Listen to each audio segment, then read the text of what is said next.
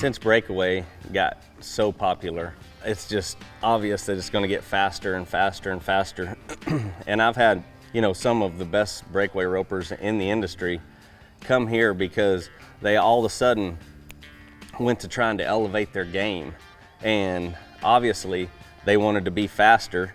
And you think about just getting to the front faster will give you a shot faster. But you also have to remember that there's a process to getting to the front of your saddle. And so when you're in the corner of the box and you start, I mean, you've got a 1,000-pound horse that you're trying to outpower if you just try to throw yourself forward right off the bat. You have to remember, no matter what, that you have a partner in this and they've got all the power. And so use that to your advantage. I've always explained the cantle of the saddle like a starting block.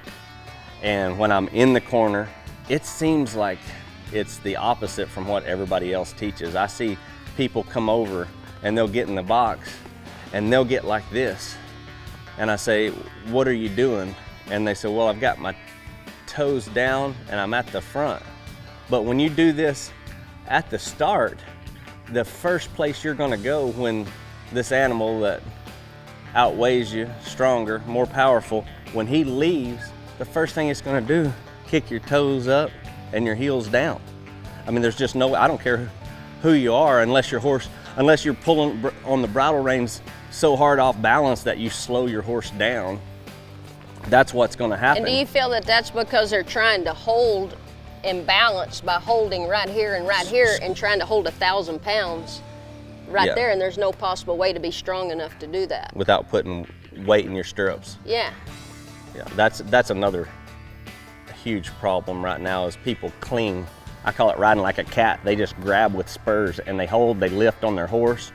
And once you grab and lift with a horse, the cues off your rope mean nothing because they've got spurs in their belly immediately and nothing changes the whole run. So they really don't know when the spur is supposed to be engaged or when you're just hanging on for balance. I'll rope with people and their pant legs will just be riding up constantly.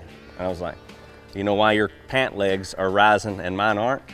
Because I'm not squeezing and rubbing, like with every move my horse makes, it's just, they're squeezed and everything just starts rubbing up their leg.